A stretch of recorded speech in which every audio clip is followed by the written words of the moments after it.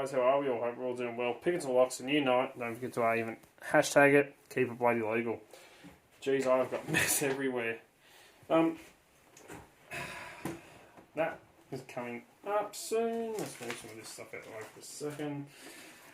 I do apologise. I'm reorganising. I just had to. Yeah, it's all good. Fix up some stuff and get some stuff organised.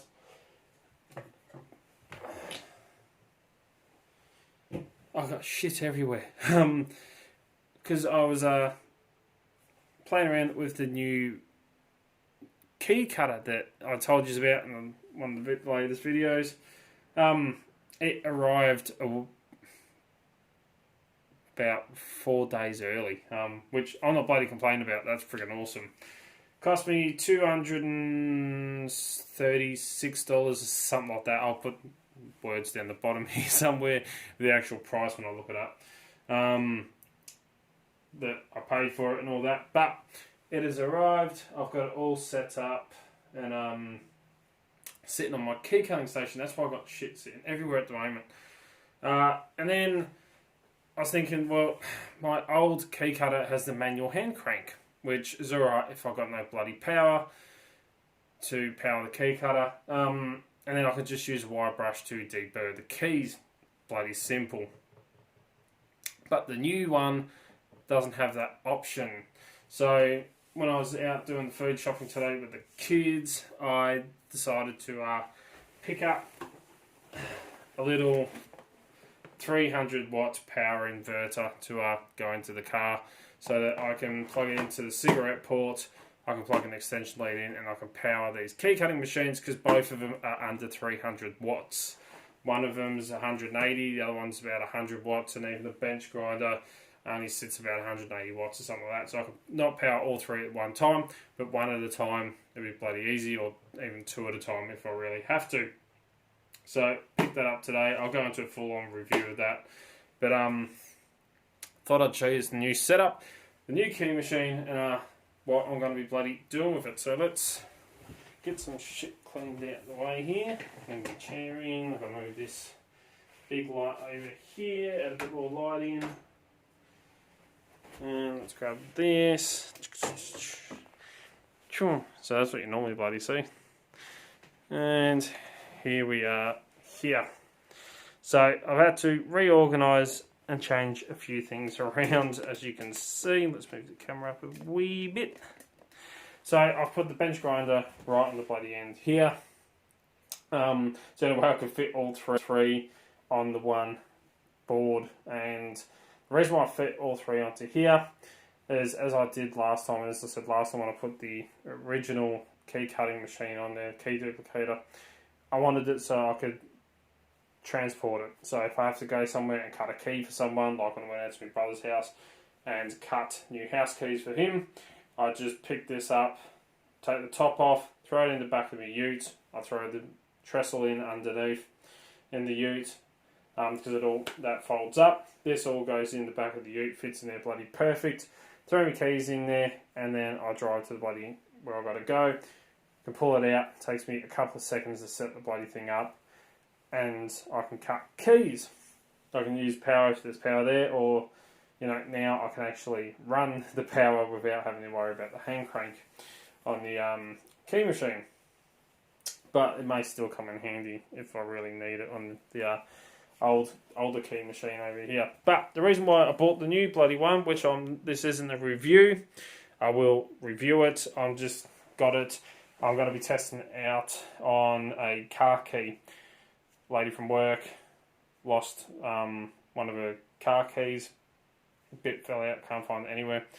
So she's got the remote and everything still. So I've looked up what car it was. I've ordered the key blank for it and the shell so that she can just take all the insides out, put it across into the new one, and I'll duplicate it off her spare key. So that's why I've got this, because I can cut I do all my bump keys and everything, the Delp Oz 5 sets that I'm making. I cut all them on here. I can cut the wafer lock keys for cars, the older models and stuff like that. With this one, but I can't cut dimple keys. I cannot cut wave keys or sliders, anything like that. The new car keys, stuff like that, I cannot cut with this. But everyone kept asking me, can you cut car keys? And I said, yeah, older car keys, not the newer ones. Which didn't bloody help because they all want newer keys, newer car keys. So I went stuff it, and I ended up going onto eBay and purchasing the brand new Defu 368A, I believe it is. 368A, there it is right there. 220 volt, and it runs 180 watts. About 180 watts on the motor on the inside. And the great thing about this one is it can cut, as I said, everything, and even if you're very, very careful in the way you mount it up, you can actually cut tubular keys, ace keys on there as well, but not lever locks, which is another one I keep getting asked if I can cut. I'm not going to buy a bloody lever lock cutter because I've only ever had 2 people ask, and I get more people ask for tubular, for the wave and laser cut keys, which this is a Defu laser cutter. So the good thing now is I can run both my normal key cutting machine where I can cut the code with the space depth keys and all that, and now I can cut car keys as well. So I won't go into a full-on review of this machine just yet. I haven't really tested it out all that much and stuff. I've just set it up to actually duplicate a car key at the moment, but I will go into a full-on review, and I've fixed it down onto that board as well, so I can just lift the whole bloody board up, throw it in my ute, and I'm set to bloody go. So that's why the office is in a bloody mess, and that is my brand new key cutter that I just ordered. Leave the other lights on, yep. So there we go. That's what I've been bloody working on, and why my office is a mess. But there will be a full-on bloody review coming up very, very soon of this. And for those of you that are wondering, the power inverter, I will do a review of that as well.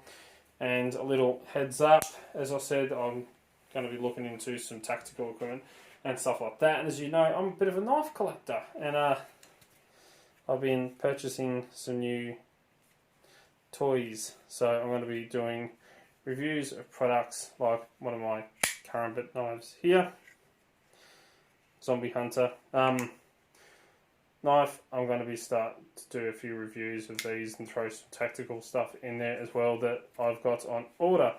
So stay tuned, there's going to be a lot of bloody new stuff coming around to Dark Arts lockpicking. So anyway, I'm going to have a bit of fun. I'm going to test this out. I'm going to change the bits because it comes with a few different ones. I've even ordered more of the drill bits and stuff like that for this. There's a little drawer under here where I've got other ones in there. And for those of you that were wondering and asked me when I showed you photos of it, it does cut multi-lock keys. It just takes 2 drill bits. So you got to set it up, drill all the holes for one lot, and then you have to switch over your bits to drill the inner pins. So you could do the pin-in pins with it, which is a bloody little handy little thing to have if you can get your hands on blanks that don't cost you an arm and a bloody leg. Because all the ones I've been looking at, even tubular locks, it's like nearly $15 to $20 a blank. Some of them for me to be able to get them over here to Australia on eBay. Anyway, going to wrap it up.